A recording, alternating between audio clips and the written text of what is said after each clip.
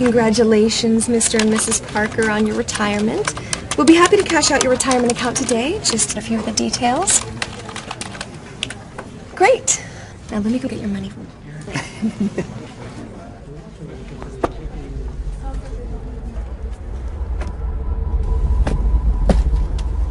There's a little bit more. Okay, 5, 10, 15, 20.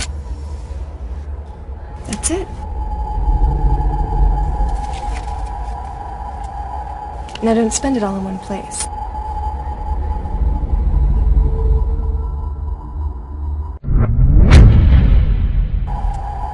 Now don't spend it all in one place.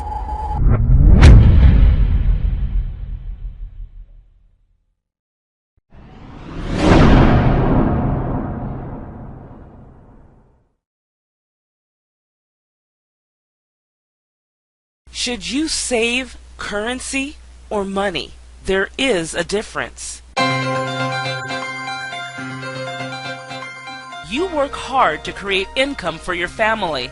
However, the currency you use for money is being devalued due to the enormous amount of paper and digital dollars created and injected into the global financial systems. Hi, my name is Selena Brantley, CEO and founder of Wealth Creations Network. This brief report is designed to help you understand the difference between currency and real money, gold. The whole world has been turned away from real money and has been fooled into using currency, a deceitful imposter that is stealing two of the most valuable assets you have, your precious time and freedom. Well, fiat currency, of course, is a currency that exists at the dictate or by fiat from a government. You see, they have their printing presses, and the paper money rolls off the printing presses. And then they give it the fiat designation, which makes the currency official. It's just worthless paper. But when Ben Bernanke gives it the special sign, and they have the cult meeting at the Federal Open Market Committee meetings, it suddenly becomes currency. If you look at what's really going on, it's a con game.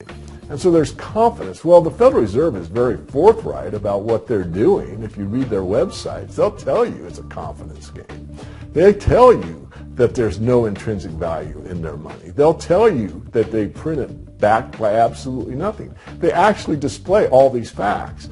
But if you tell somebody in the public that this stuff is created out of thin air, there's no backing whatsoever, it's absolutely worthless, it's about as valuable as monopoly money, they'll look at you like you're nuts. Is there an example throughout history of a fiat currency, a piece of paper that's unbacked by anything, surviving? Short answer, no. Long answer, no.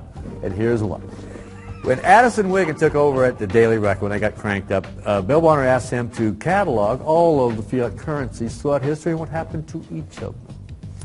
Addison dutifully went to work. Within a short period of time, he had gone through the alphabet. All the fiat currencies that started with the letter A were done. They all went to zero. He was halfway through the letter B, and all the fiat currencies that started with the letter B, and there were 600 of them in just the first letter and a half of the alphabet, and every single one of them went to zero.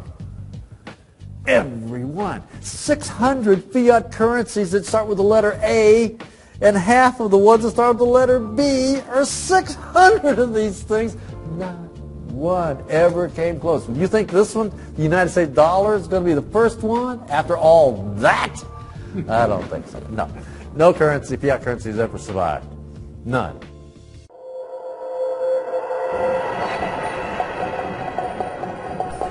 You can use history as your crystal ball to look into the future.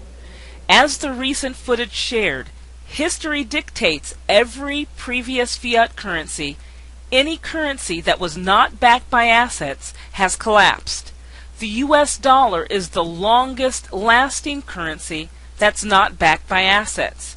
The failure rate for unbacked fiat currency is 100%. That historical failure rate tells us that the dollar will collapse. It's not a question of if. The question is, when the dollar collapses, how likely will other currencies follow?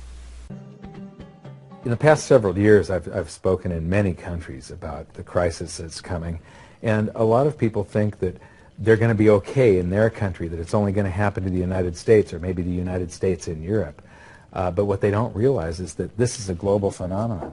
I got to show you something here. This is base currency in the United States. This is the number of paper dollars that exist, basically. It took 200 years to go from no dollars in existence to 825 billion. And then we had the bailouts, and then we had QE1, quantitative easing, 1, then QE2, and then we had QE3, and then QE4, and then soon we're going to have QE57 and QE382. And it isn't just here.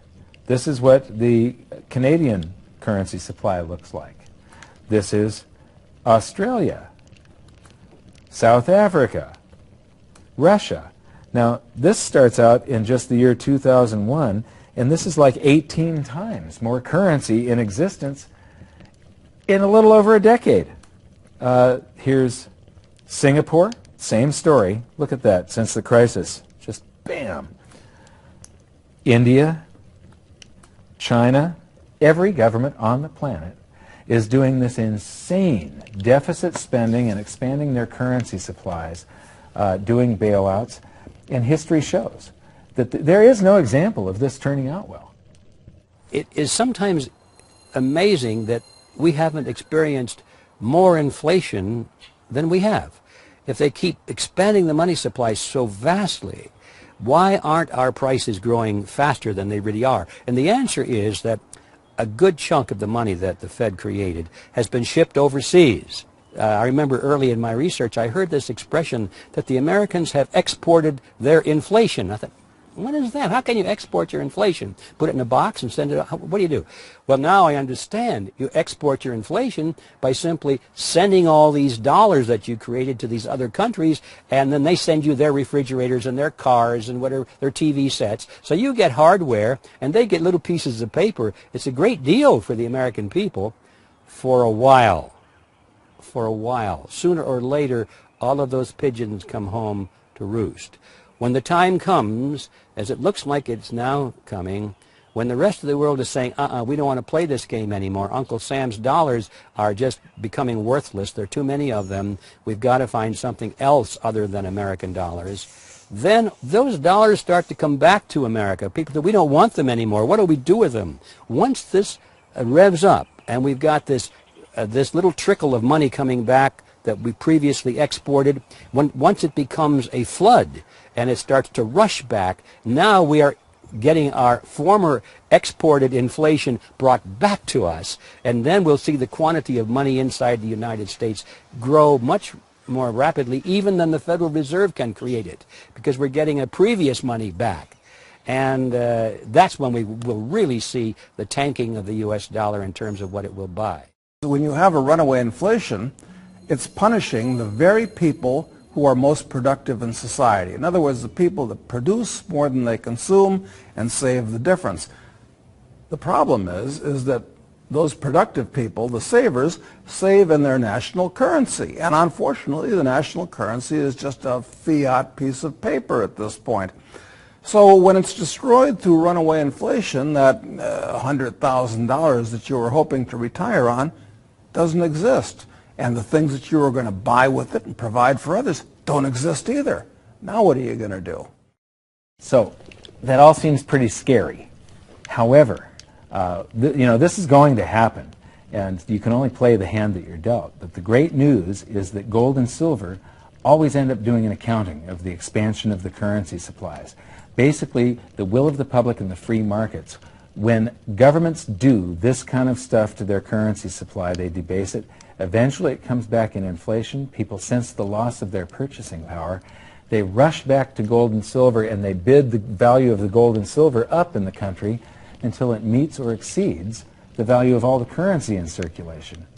This is a process that's been going on over and over again throughout history, except this time it's happening on a global scale. It has never before happened in all countries at once.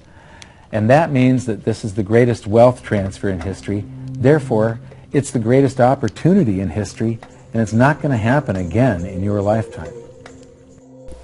Experts like Maloney have given you an excellent reason to learn more about buying gold. But wouldn't you agree? Free gold bullion is far superior than buying it at any discount. You now can become part of a gold reserve cooperative that provides a unique system you use to acquire the new international gold money. Real inflation-proof gold money, absolutely free, week after week. To learn more, get back with the person who simply shared their short email message and introduced you to this short revealing video. You'll get the amazing details of how you can start acquiring this new international gold money today in the most affordable way, absolutely free, week after week, through an amazing gold reserve cooperative.